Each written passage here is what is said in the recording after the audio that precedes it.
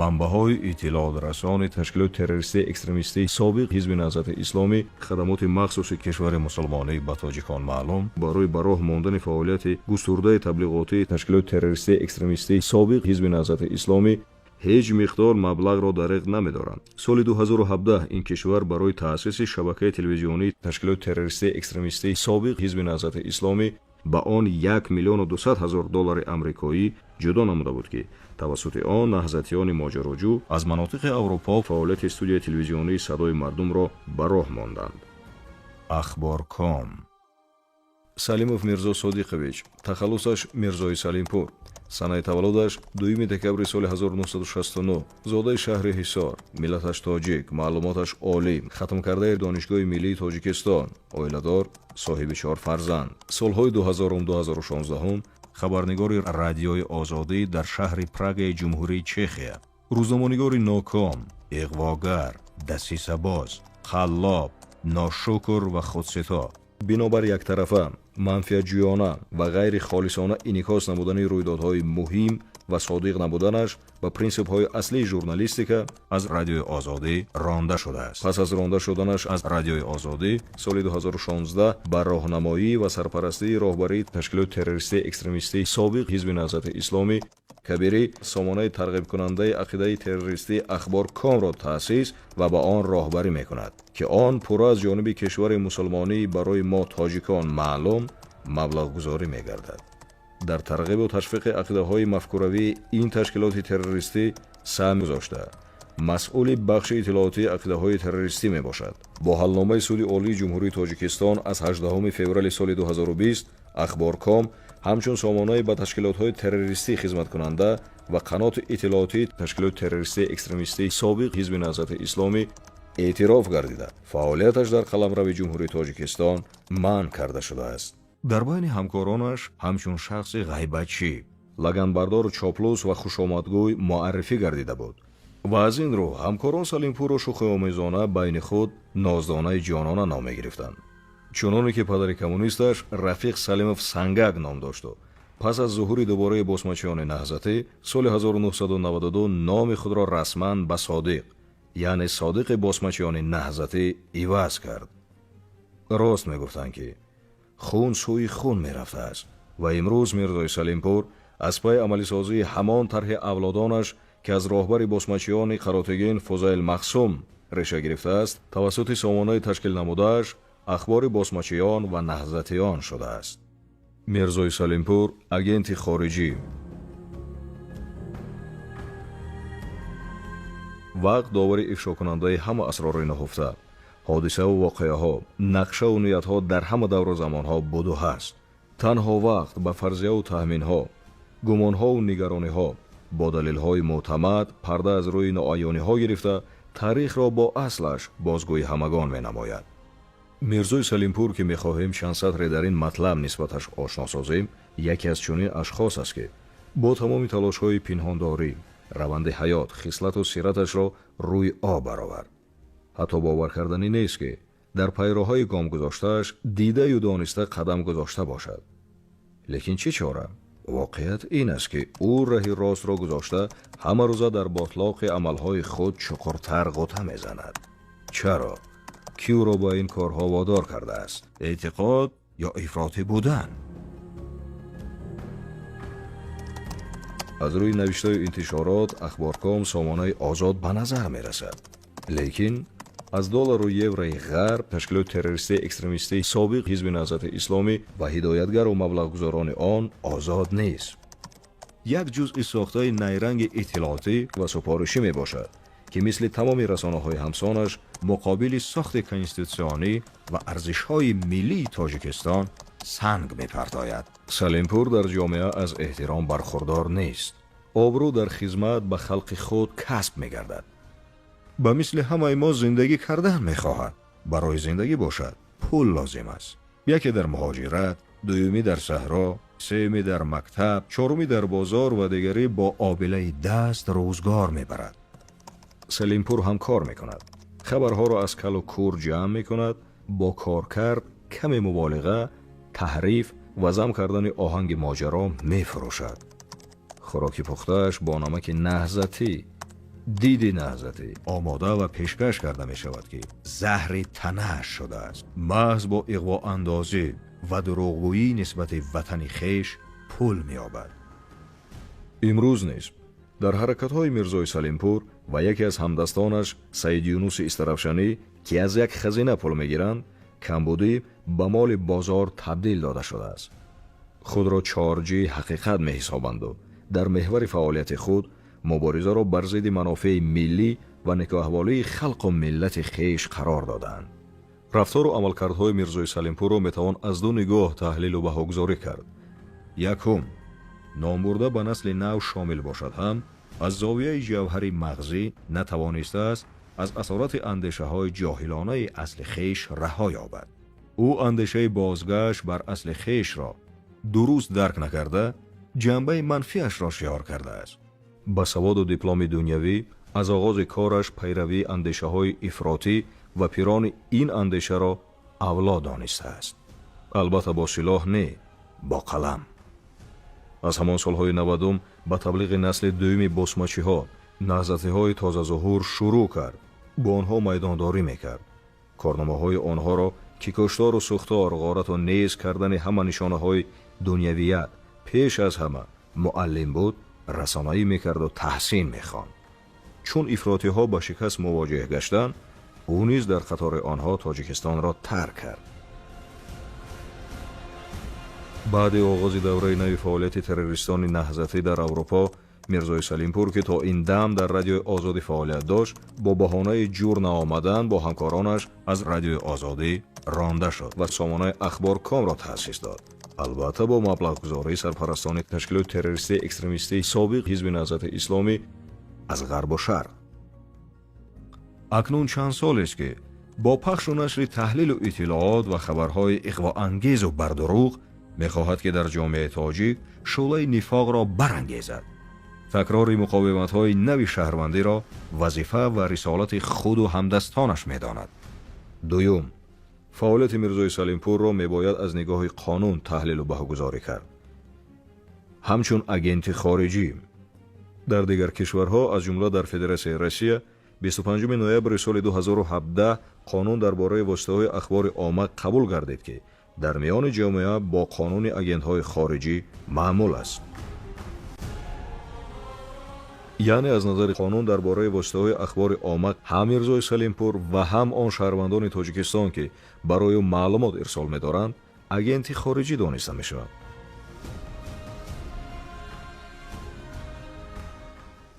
میرزای سلیمپور علاقه بیش از 20 نفر ساکنان جمهوری را در فعالیت جنایت آلوده خیش شریک کرده است.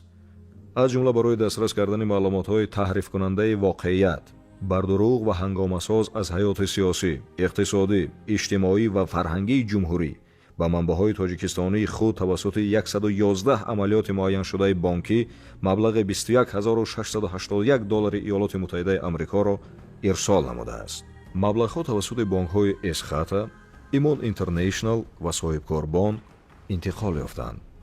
در اکثریت حالت‌ها برای پوشیدن نگاه داشتن شخصیت خودش، همچون خریدار خبرها او مبلغ‌ها را توسط همسرش قاسم و نظیر بیبی سنگین مرادونا و پسرش بختاور میرزا بیشتر از چخیا انتقال داده است. حالت‌های انتقالیابی مبلغ‌ها توسط بانک‌های روسیه نیز موجود هستند. اینجا ما مبلغ‌های توسط سیستم‌های اینترنتی کیوی کشلیک، وب مانی و غیره را به حساب نگرفته‌ایم. برای تقویت گفته‌ها می‌توان چند منبع فعال‌ترین سلیمپور را آورد. فاضلوف خورشید سنگینویچ، سال تولدش 1985، زاده و استقامت کننده شهر پنجکین، روزنامه‌نگار. از میرزای سلیمپور در دوام سالهای 2017-2019 هر ماه از 70 تا 240 دلار ایالات متحده آمریکا جمع 27 مراتبه و در مجموع 3910 دلار ایالات متحده آمریکا گرفته است. اسماعیل و سعادت اسلامовна، سال تولدش 1995، زاده و استقامت کننده ناحیه اشت، روزنامه‌نگار. از میرزای سلیمپور به نام خودش در 11 حالت 1670 دلار ایالات متحده آمریکا دریافت کرده است. محمد امینов شهردین سیداللهویچ، سال تولدش 1980، زاده ناحیه قبادیان، استقامت کننده شهر دوشنبه، 5 مرتبه به نام خودش، 3 مرتبه به نام همسرش، 4 مرتبه به نام خواهرزاده‌اش در مجموع $1380 ایالات متحده آمریکا گرفته است. اعظم فروزان اوخانویچ سال تولدش 1989 زاده دهه خوشکد ناحیه عینی، استقامت کننده شهر دوشنبه، روزنامه‌نگار. طبق معلومات‌های بانکی از جانب میرزای سلیمپور در 12 حالت به مبلغ $1260 ایالات متحده آمریکا گرفته است. عظیموف رستمبек حکایت‌لویویچ سال تولدش 1990 زاده و استقامت کننده جماعت دهات خانقاه ناحیه حصار، خبرنگار. نامبرده برای معلومات‌های ارسال نموده به واسطه خودش و توسط همکسبانش دولت و ورجبова 9 مرتبه در مجموع $1240 ایالات متحده آمریکا از میرزای سلیمپور گرفته است. دولت و مهینه سیدجعفرونا سال تولدش 1981 زاده شهر وحدت، استقامت کننده شهر دوشنبه، خبرنگار. از جانب میرزای سلیمپور 7 مرتبه در حجم $1220 ایالات متحده آمریکا مبلغ گذاری شده است. رویخط مذکور را میتوان دوام داد، اما برای تصدیق گفته‌های بالایی فکر میکنیم همین کافی است. طبق سرخط 4 ماده 1 قانون جمهوری تاجیکستان درباره مطبوعات دوری و دیگر واسطه‌های اخبار عامه رقم 961 از 19 مارت سال 2013 زیر مفهوم اکریدیتاسیا نامنویس شدن نمایندگان واسطه‌های اخبار عامه در مقامات دولتی یا تشکیلات‌های داخلدار اول برای دسترسی به اطلاعات و بعداً انتشار آن فهمیده می شود. یعنی در جمهوری تاجیکستان کدام روزنامه‌نگاری که به منفعت یگان رسانه معلومات جمع‌آوری می‌کند باید خود را همچون نماینده همین وسایط اخبار عامه حتماً اکریدیتاسیا نماید. یگان منبع اخبارکام اکریدیتاسیا ندارد و آنها به طور پنهانی معلومات را گرد آورده به میرزای سلیمپور می‌فرستند. این در حالی است که قسم 2 ماده 3 همین قانون آزادانه جستجو، دسترس و پهن نمودن اخبار، اظهار عقیده و پهن نمودن آنها را در مطبوعات دوری و دیگر واسطه‌های اخبار عامه تنها در شکل‌های مقرر نموده همین قانون اجازه داده است. غیر از این در هر یک شرطنامه پنهانی میرزای سلیمپور با سرچشمه‌های اطلاعاتیش آشکارا زیر پا کردن طلبات‌های قانون دیده می‌شود. چنانچه قسم 2 ماده 24 کدکس مهنت جمهوری تاجیکستان طلب می‌کند که در متن شرطنامه مهنتی باید 18 مسئله حتماً پیش‌بینی کرده شود، لیکن آموزش شرطنامه به امضا رسیده بین اخبارکام و روزنامه‌نگار دولت و مهینه سیدجعفرونا از 1 فوریه سال 2018 نشان می‌دهد که در آن 5 مسئله طلب نموده کدکس صرف نظر شدند. از جمله سراغ جای استقامت دائمی، رقم مشخص اندازه‌سپارنده کارمند، مهلت شرطنامه مهنتی، حقوق‌های کارفرما و کارمند، ترتیب تغییر دادن شرطنامه مهنتی و رقم ترتیبی شرطنامه مهنتی وجود ندارد. از اینجا برمی‌آید که یکم میرزای سلیمپور شرطنامه را به موافقه با مبلغ گذارانش به امضا رسانیده روزنامه‌نگاران را اصلاً به حیث سرچشمه معلومات استفاده می‌برد، نه به صفت کارمند کسبی. دوم، در واقع میرزای سلیمپور امکانات روزنامه‌نگاران را در مقصدهای غرضناک خود استفاده برده در صورت پیش آمدن یگان حادثه ناخوش و نافهمی به آسانی میتواند از آنها دست کشد. در برابر این میرزای سلیمپور طریق انتقال پنهانی مبلغ‌ها روزنامه‌نگاران را به ویران نمودن سرخط 7 قسم 1 ماده 19 کدکس انداز جمهوری تاجیکستان تحریک داده است. اندازه‌سپارنده به صفت اندازه‌سپارنده در به حسابگیری گذاشته شود. روزنامه‌نگار ماهیتا نماینده همان طبقه جامعه است که فعالیتش آشکار بوده کمبودی و نقصان‌های دولت و جامعه را آشکار و دسترس عامه می‌گرداند. در معتمد بودن اطلاعات او و عموماً تمام پهلوی فعالیت کسبیش نباید یگان شبهه باشد. اگر شخص در قانونی بودن عمل خود معتقد باشد هیچگاه از قانون نمی‌گریزد.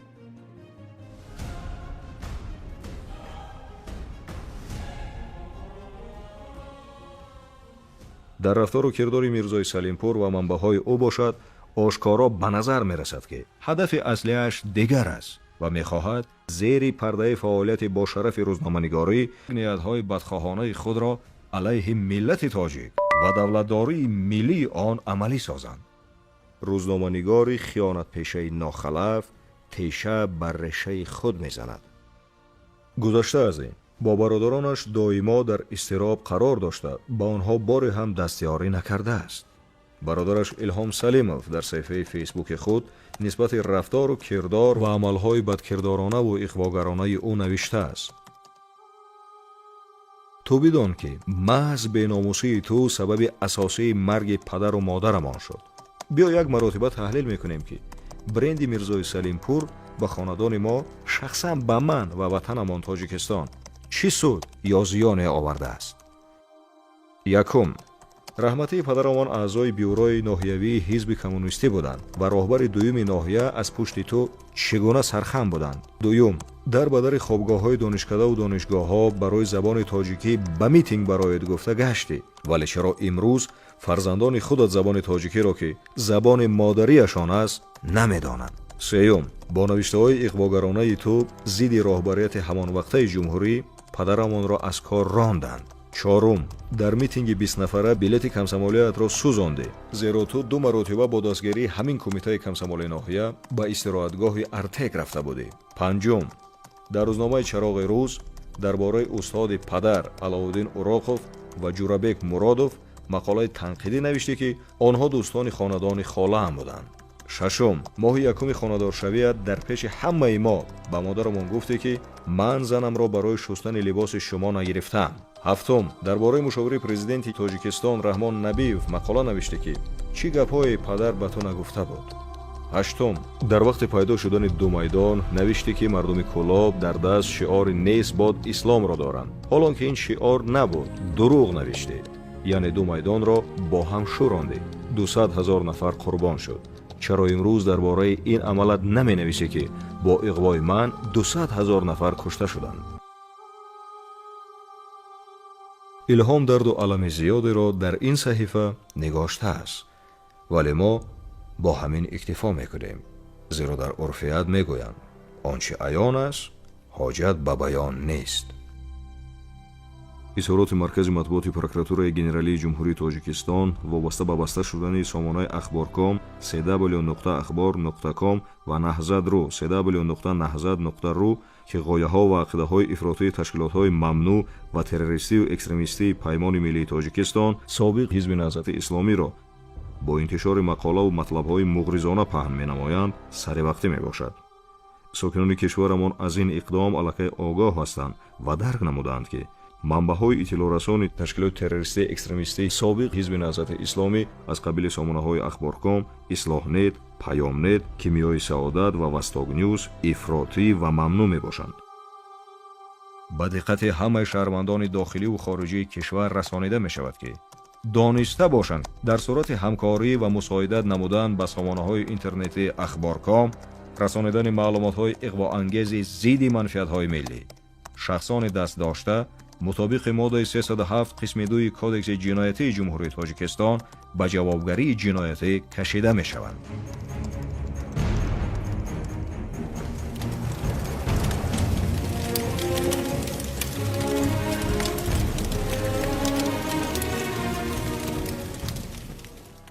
кимиёи саодат. Бурҳонов Юнус Аббосович, тахаллусҳояш Кури Юнус ва Саид Юнуси Истарафшанӣ. санаи таваллудаш 13 октябри соли 1969, зодаи шаҳри Истарафшани вилояти Суғ, миллаташ тоҷик, оиладор, соҳиби ду фарзанд. аз соли 1995 дар шаҳри Қум зиндагӣ дорад.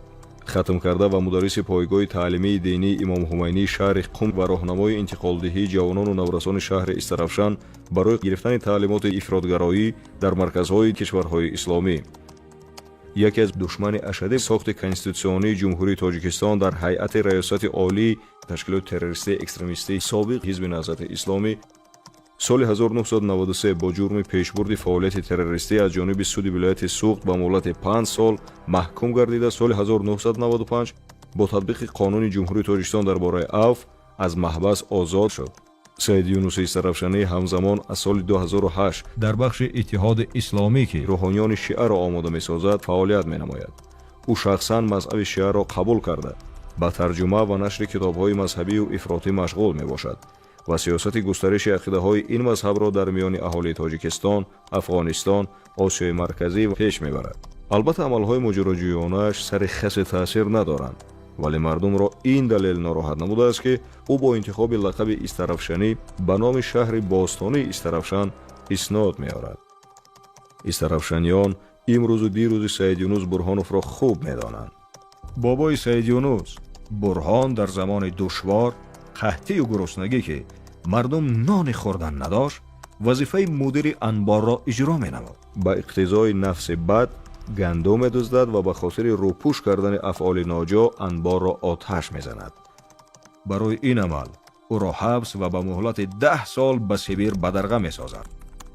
мева аз дарахт дур намеафтад. падари Саид Юнус Аббос низ миёни мардуми Истарафшан бо асбдуздӣ шӯҳрат дорад. агар дар Истарафшан пурсед ки падари Саид Юнус кист, ҳама бо як овоз мегӯянд Аббоси асбдузд. падар чӣ гуна, писар намуна, мегӯяд мақоли мардум.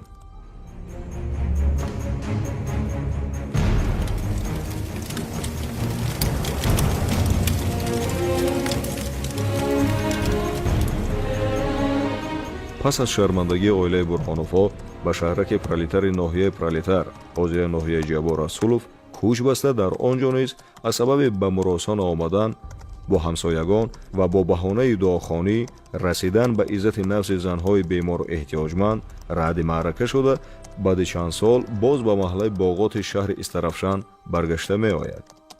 Саид Юнус ки аз камсаводӣ натавонист таҳсилро дар омӯзишгоҳи касбӣ идома диҳад, роҳи осонро интихоб менамояд ва аз баракати замона мулло мешавад. ӯ бо фиреб духтари устодаш мулло Маъруфро ба занӣ мегирад ва ҳамсарашро ба тӯдаи тунгароёни салафӣ ҷалб месозад. ин зани содаи фиребхӯрда дар ҳамсоя кишвари Тоҷикистон ба маҳбас афтода, дар ғурбат дур аз фарзандон ғамбемор дар зиндон ҷон медиҳад. то ҳол хешу табори ин зани ба доми фиреб афтода дар ҷустуҷӯи Бурҳонов ҳастанд ки бо лақаби Кури Юнус ҳам машҳур аст. фитнаҳои Саид Юнус бо ин анҷом намеёбад. ӯ бо фиреб Санго ва Сумайяи 17-сола сокини Истарафшанро барои таҳсил ба шаҳри Қум мебарад. ҳанӯз замони дар зиндон будани зани аввалаш ин духтари дар мусофират танҳои раҳгумзадаро бо ваъдаи хонаи ободу зиндагии хуш ба никоҳи худ медарорад. 1 сол бо ӯ зиндагӣ карда соҳиби духтар мешавад. муддати пас Саид Юнус аз Сумайя ҳам ҷудо мешавад. ҳоло ин зан бо кӯдакаш бесоҳибу ҳайрон ва сарсону саргардон аст. Саид Юнуси Мулло Маоб ҳангоми дар Тоҷикистон буданд ба тиҷорати маводи мухаддир машғул шуда, бо 1000 найранг хешу таборашро ҳам ба ин кор сафарбар намуд. Истарафшанӣ дуздзодаест ки додар ва занаш бо ҷурми даст доштан дар хариду фурӯши маводи мухаддир дар хориҷи мамлакат ба маҳкама кашида шуданд.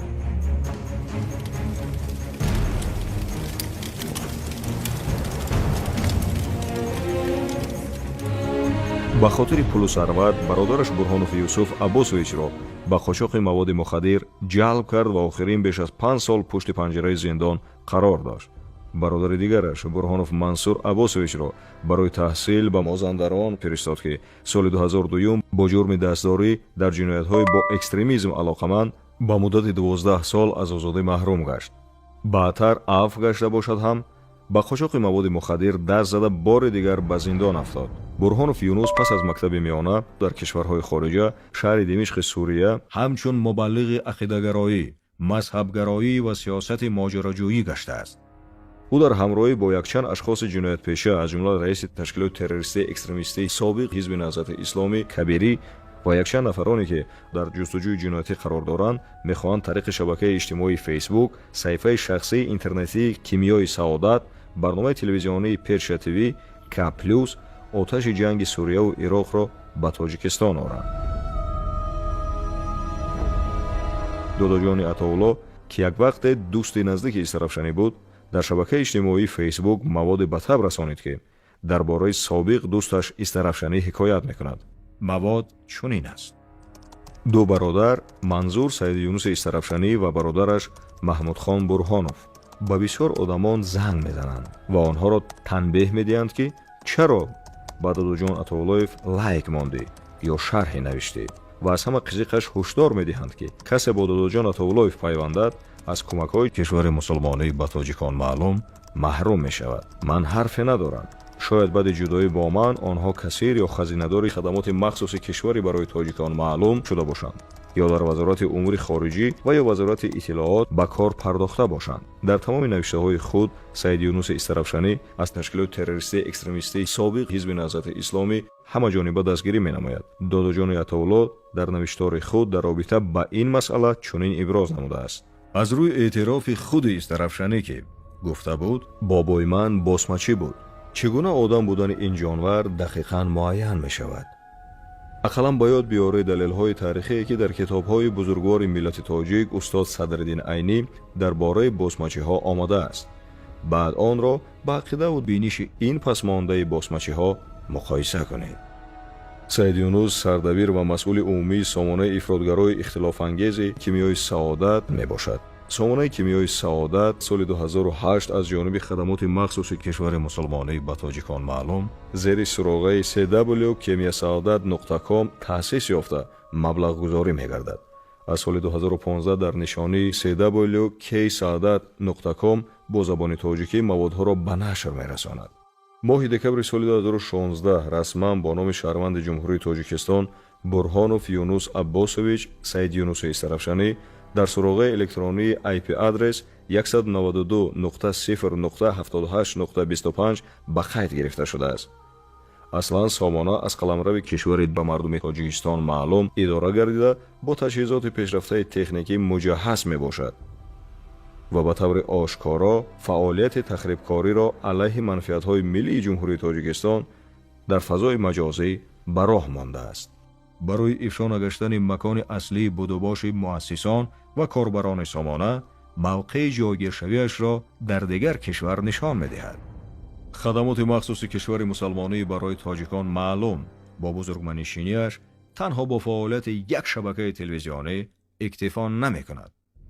از این رو آنها فعالیت شبکه تلویزیونی کیمیا تیوی را از موقع کشور خود راه اندازی نمودند که درجه تأمینات آن از شبکه‌های پیشرفته خارجی کم نیست. چنانه معلوم است بدخواهان ملت برای رسیدن به مقصدهای ناپاک خود هوسمندکنی پولی را وسیع استفاده می‌نمایند. از اینجاست شبکه کیمیا تیوی در سیمای راهبر آن سید یونس استرافشانی به مؤلفان برای تهیه و ارسال یک مقاله به مقابل منفعت‌های ملی روان شده مبلغ معین را پرداخت می‌نماید.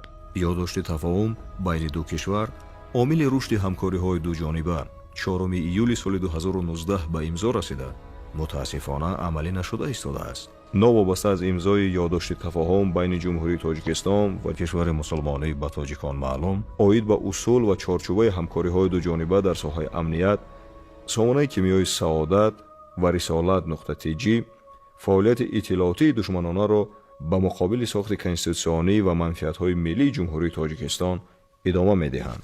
اعضای تشکیلات تروریستی اکستریمیستی سابق حزب نهضت اسلامی برهانوف یونس برای ترغیب ایده‌های افراطی ارتجاعی این تشکیلات تروریستی تلاش ورزیده جهت عملی سازی نقشه‌های دشمنانه راهبران و فعالان آن مساعدت می‌نماید.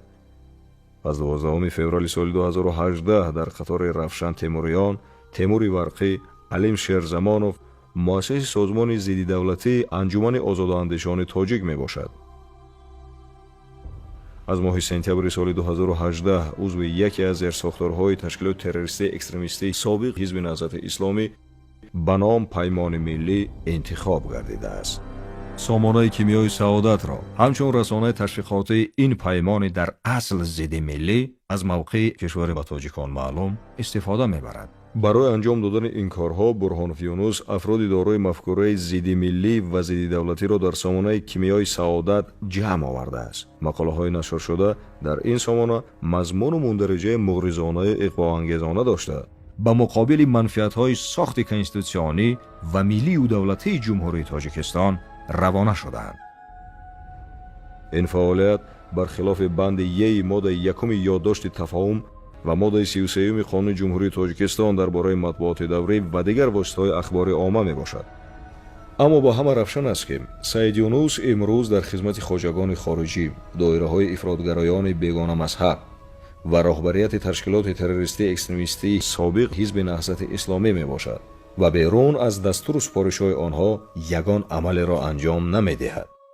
خیانت و جنایت‌هایش اساس گردیدند که با قرار سود ناحیه اسماعیل سامانی شهر دوشنبه از سنه 20 اکتبر سال 2014 برهانوف یونس дар доираи парвандаи ҷиноятӣ таҳти рақами 46511 дар содир кардани ҷинояти дар моддаҳои 307 прим 1 қисми 1, 307 прим 2 қисмҳои 1 ва 2 кодекси ҷиноятии ҷумҳурии Тоҷикистон пешбинӣ шуда, гунаҳгор дониста шуда ба кофтукоби расмӣ эълон гардад. шоир дар мавриди маҳз чунин ашхоси ситампеша, ноком, хиёнаткор, аҳримансириш ва ғуломманиш фармудааст: ҳазор сола раҳ аст аз ту то мусулмонӣ, ҳазор соли дигар то ба ҳадди инсонӣ.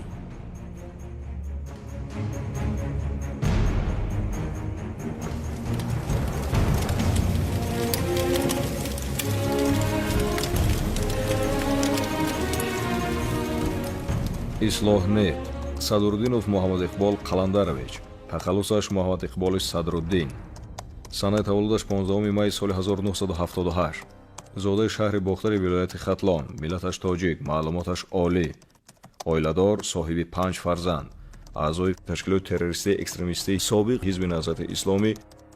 Садруддинов Муҳаммад Иқбол писари калонии яке аз таъсисдиҳандагони ташкилоти террористии экстремистии собиқ ҳизби наҳзати исломӣ Садруддинов қаландар буда солҳои 1992-97 бо ҳидояти падараш дар пойгоҳҳои омодакунии террористони Наврас дар ҳудуди ҷумҳурии исломии Афғонистон таҳсилоти ифротгароӣ гирифта, пештози мубаллиғони ин ташкилоти террористӣ дар байни ҷавонону наврасони наҳзатӣ шудааст.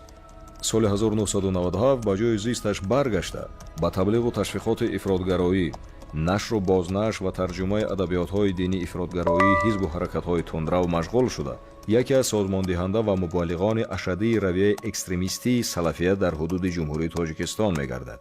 аз соли 2009 то 2013 дар ҷумҳурии Тоҷикистон ташкилоти таблиғотии васатияро роҳбарӣ намуда бо сабабҳои аз ҷониби вазорати адлияи ҷумҳурии Тоҷикистон бинобар риоя накардани талаботҳои қонунгузории ҷумҳурии Тоҷикистон қатъ кардани фаъолияти ин ташкилот тарки ватан карда дар ҷумҳурии Фаронса паноҳандагӣ меҷӯяд.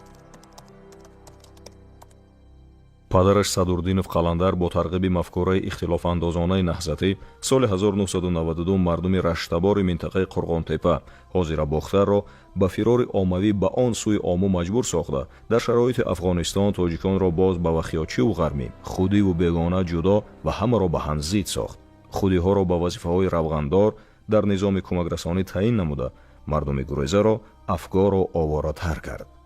ифлосиву балвогароӣ ва фисқу фуҷур дар хуни авлоди Садруддиновҳо равон аст. чун мулло Қаландар ҳанӯз соли 1985 бо ҳукми суди шаҳри Қурғонтепа ҳозира Бохтар барои фаъолият ва муносибати ғайриахлоқӣ ва ғайриинсонӣ бо ҳайвони хонагӣ ба 2 соли зиндон маҳрум гардида буд. мулло Қаландар чун ифлосу бевиҷдон буд, бо хости илоҳӣ дар ғарибӣ зору нолон тарки ин дунё кард ва ягон нафар аз наздиконаш, ҳатто писари серҷоғу забондарози беақлаш Муҳаммад Иқбол дар ҷанозаи падараш, падар дар Полша ҷон дод, писар бошад дар Фаронса, ки он кишвар на раводид мехоҳад на иҷозат иштирок накард. магар аз ин гуна ҷазои сахтар мешавад барои мусулмони ҳақиқӣ?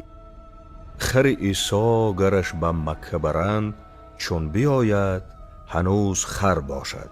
писари яке аз асосгузорони ташкилоти террористии экстремистии собиқ ҳизби наҳзати исломӣ умри бешӯри худро сарфи миллаткушӣ ва маҳалгароӣ кард. Муҳаммад Иқболи Садриддин зархариди хоҷагони хориҷӣ, душмани миллати тоҷик аст. чанд далеле аст ки Муҳаммад Иқболи Садриддинро аз ин миллат бегона медонад. якум, мансубият ба доираҳои тунгаро, ифротӣ ва зидди миллӣ дар хориҷи кишвар. дуюм, шарикӣ дар нақшаҳои зидди тоҷикӣ дар қаламрави кишварҳои сеюм. агар дар солҳои 90 ин гуна кишвар Афғонистон буд, ҳоло бинобар тамоёли пулдӯстии ин авлод кишварҳои атрофи халиҷ мебошанд. сеюм, мафтуншавии Муҳаммад Иқболи Садриддин ва атрофиёнаш аз мафкураи ихвонӣ, яъне ҳамон мафкурае ки Доиш ва Алқоидаро ба вуҷуд овард ва Сурияу Ироқро ба хок яксон кард. чорум, мансубияти Муҳаммад Иқболи Садриддин ба ин хоку бум боз аз он лиҳоз машкук ва хатарнок аст ки ӯ чун абрози дасти хоҷагони хориҷӣ нашри маводи ғаразноки зидди миллиро ба забони хориҷӣ ба роҳ мондааст ва чун пойгоҳи зидди иттилоотии рақибони минтақавӣ ба муқобили дастовардҳои ҷумҳурӣ даст дорад. панҷум, кӯдаки ҳушёр пистони ду моморо мемакад. محمد اقبال صدرالدین این حالت را عملی میکند، ولی او فراموش کرده است که پنیر رایگان تنها در مشقپک است. به هر حرف و سخن جواب باید داد. چطوره که تحقیقگر کامیلوف در مقاله محمد اقبال صدرالدین بلواگر اشدی و یا زبان گویای جنایتکاران است مینگارد، یگانه فردی که از سر زدن هر نقص و عیب در تاجیکستان طبل شادی میزند و خرسندی میکند، همین محمد اقبال صدرالدین است. فعالیت 3 سال آخر این بنام اپوزیسیونر بدبخت گشته، بیناموز، ناکام و اجدادش در داخل و بیرون نشان می‌دهد که او به طور ناخودآگاه بر ضد لایحه‌های سرنوشت‌ساز ملت میباشد. زیرا خوی غلامی و برده‌پروری چنان در ذهنش نقش بسته است که می‌خواهد همه به مثل آنها زرخرید و غلام باشند. سرکرده سلفی‌های خارجی محمد اقبال صدرالدین در اصل چاکر و نوکر خدمات امنیتی یکی از کشورهای سیوم میباشد و ضمن ارائه گزارش‌ها راست و دروغ را جمع آورده سر اشخاص به آبرو می‌ریزد. 17 январи соли 2017 нисбат ба Садурдинов Муҳаммад Иқбол Қаландарович бо дастрасии моддаи 307 прим 3 қисми 2 Кодекси ҷиноятии Ҷумҳурии Тоҷикистон парвандаи ҷиноятӣ таҳти рақами 15393 оғоз гардида, ном бурда аз 6 феврали соли 2017 дар кофтоби расмӣ қарор дорад. Шоир фармудааст: бадбахт агар масҷиди одина бисозад, ҳам тоқ фурӯ резаду ҳам қибла каҷ ояд.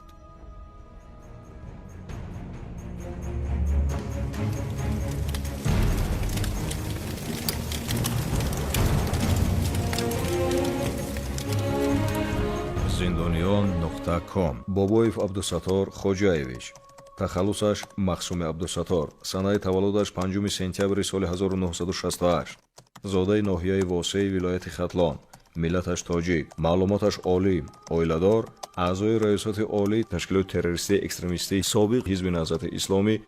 Бобоев Абдусаттор ҳамчун яке аз ҷонибдорони ашадии зӯран тағйир додани сохти конститутсионӣ ва узви ташкилоти террористии экстремистии собиқ ҳизби наҳзати исломӣ дар кӯшиши табаддулоти давлатӣ аз ҷониби хоини миллати тоҷик Назарзода Абдуҳалим ташкил карда иштирок намудааст. пас аз шикасти хиёнат, Бобоев бо ҳамроҳии ҳаммаслаконаш аз Тоҷикистон фирор карда дар ҷумҳурии Лаҳистон сукунат мекунад. бо мақсади рӯпӯш намудани ҷиноятҳои сангини содир намудааш ва худро сарсупурдаи миллат намоиш додан, бо дастур ва маблағгузории роҳбари ташкилоти террористии экстремистии собиқ ҳизби наҳзати исломӣ Кабирӣ сомонаи иғвоангези Зиндoniyon.com-ро таъсис дода.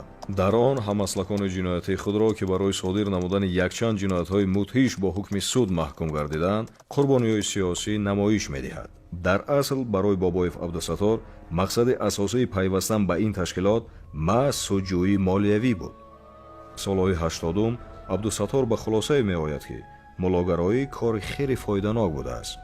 тарзи ҳаёти муфтхӯрӣ чунон ба Бобоев одат мешавад ки худро як рӯз муруди ин эшон ва рӯзи дигар шогирди дигарӣ эълон мекард. чун аз илму дониш фарсахҳо дор мешавад, диплом намегирад, вале ришро ҳамчун суннати муфтхӯрӣ ҳама вақт бо худ доштааст.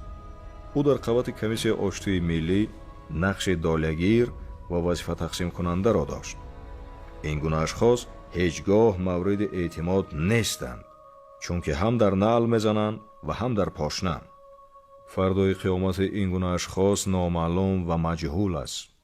нисбати Бобоев Абдусаттор Хоҷаевич 20 январи соли 2016 аз ҷониби прокуратураи генералии ҷумҳурии Тоҷикистон бо моддаи 307 прим 1 Кодекси ҷиноятии Ҷумҳурии Тоҷикистон парвандаи ҷиноятӣ таҳти рақами 5129 оғоз карда шуда, ӯ дар кофтокоби расмӣ эълон гардидааст.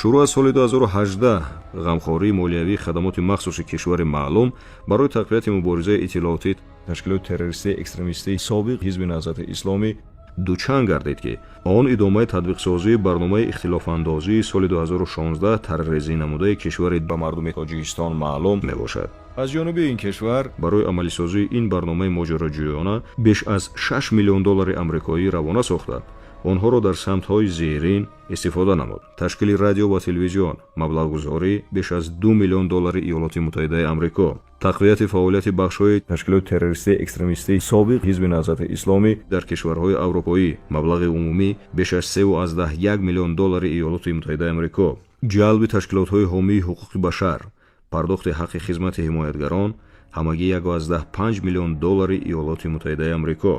фаъолияти таблиғотӣ ва зидди ҳукуматии ташкилоти террористии экстремистии собиқ ҳизби наҳзати исломӣ асосан тариқи интернет ба роҳ монда шудааст. сомонаҳои Паёмнет, Восток Ньюс, Кимиёи Саодат, Озодаандешон пурра аз ҷониби кишвари ба мардуми Тоҷикистон маълум маблағгузорӣ мегардад. аз тарафи ташкилоти террористии экстремистии собиқ ҳизби наҳзати исломӣ дар яке аз ҷумҳуриҳои иттиҳоди давлатҳои мустақил бо сарфи беш аз $15,000 Иёлоти Муттаҳидаи Амрико ки аз тарафи хадамоти махсуси кишвари маълум ҷудо гардидааст, радиои интернетии Паём таъсис ёфтааст. меҳвари фаъолияти иттилоотии ин расонаро пурра таблиғоти мафкураи ташкилоти террористии экстремистии собиқ ҳизби наҳзати исломӣ ва иғвоандозии мардуми осоиштаи кишвар ташкил медиҳад. ҳар рӯз дар асоси ҳангомаву воҳима дар сомонаҳои интернетии Паёмнет, Ахбор.com, KSA.com, Наҳзат.org, Зиндониён.com, Озодаандешон.org, Восток Ньюс, Ислоҳнет, Рисолатиҷи.com, Перш-Тудей.com ва видеоканалҳои интернетии YouTube, Facebook, Паём ТВ, Гурӯҳи 24, ахбори бардурӯғ ва аз ҳақиқат фарсахҳо дур нашр карда, аз лаҳзаи гӯё барояшон муносиб ба худ обрӯи хасакӣ ва таваҷҷӯҳи яклаҳзаина ҷалб мекунанд. миллати аз дасти ин гурӯҳи хунхор азияткаштаи тоҷик аниқ медонанд ки онҳо кистанд ва ҳадафашон чист. додгоҳи олии Тоҷикистон 2 октябри соли 2019 Кабирӣ, раиси ташкилоти террористии экстремистии собиқ ҳизби наҳзати исломӣ дар ғайбаш аз рӯи 16 моддаи кодекси ҷиноятии ҷумҳурии Тоҷикистон маҳкум кардааст.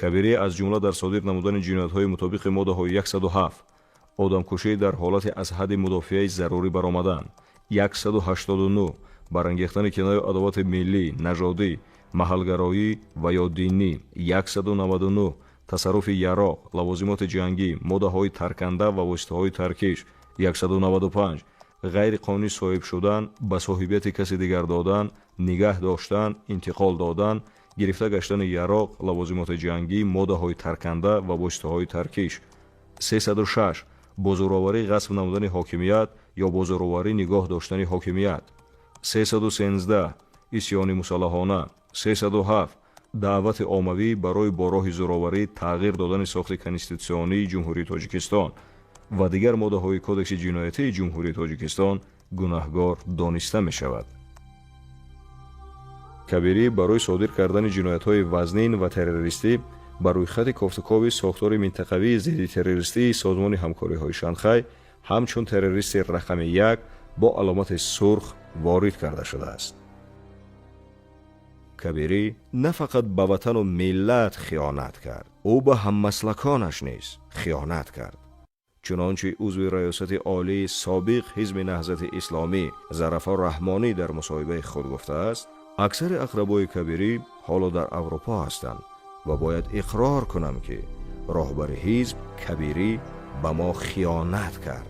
ӯ медонист ки моро боздошт мекунанд ва барои халосии мо коре накард. ӯ то тавонист хешу ақрабои худро аз кишвар берун кард ва ҳатто хоҳарашро ҳамагӣ чанд рӯз пештар бароварда буд.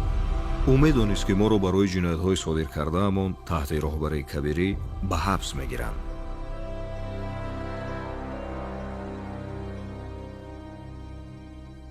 чуноне ки дар урфият мегӯянд, шаҳрро ки хӯрдӣ, заҳрашро ҳам хоҳӣ хӯрд.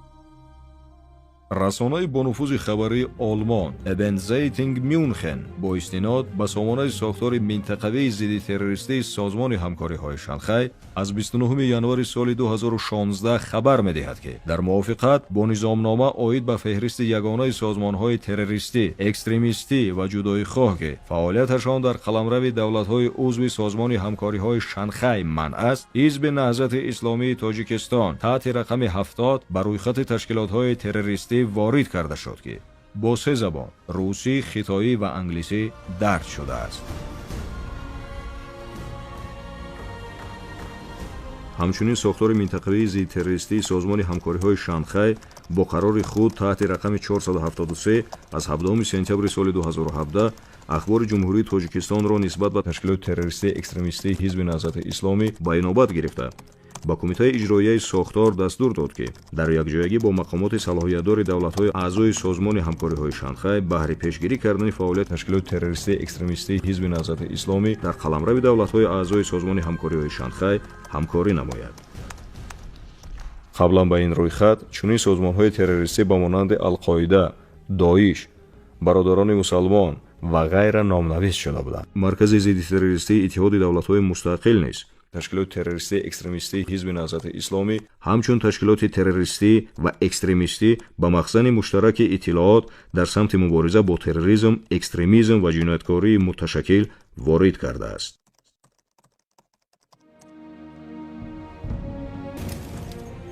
رویداد و تحولات پرپیچ‌وتاب جهان امروزه به خصوص جنگ و ناآرامی‌های شدید در مناطق گوناگون عالم، گریزه شدن میلیون ها نفر مردم بیگناه، خراب گردیدن صدها شهرهای آباد و تاریخی، آثار فرهنگ جهانی و شکستن پایه‌های دولتداری بعضی کشورها بار دیگر دستاورد نهایت پرارزش و بازیافت نادر بودن استقلالیت و آزادی، صاحب وطنی و صلح و وحدت ملی مردم تاجیکستان را ثابت می‌سازند. اعضای سابق حزب نهضت تروریستی مسلمانند، از نام اسلام گپ میزنند. نهضتی ها زیر شعارهای اسلامی به مقابل ملت خود جنگ شهروندی آغاز نموده بیشتر از 150,000 هموطن خود را کشتند. بعد بازگشت به تاجیکستان باز صدها نفر تاجیکانی که افتخار ملی ما بودند ترور کردند. اگر کرونا ویروس مردم را، آدمیزاد را نشناخته به شعورانه از بین برد، نهضتی ها هر یک تاجیک را شناخته، آموخته، دیده و دانسته کشته بودند. پس خودتان از روی انصاف قضاوت کنید. کدام اینها خونخوارترند؟ نمایندگان تشکیلات تروریستی اکستریمیستی سابق حزب نهضت اسلامی یا کرونا ویروس؟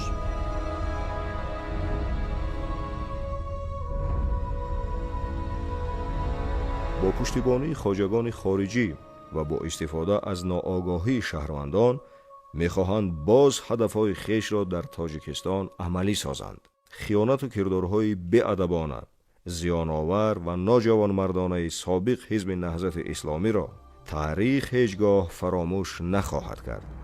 تفکر مردم تاجیک دیگر آن پندار سالهای 90 عصر گذشته نیست.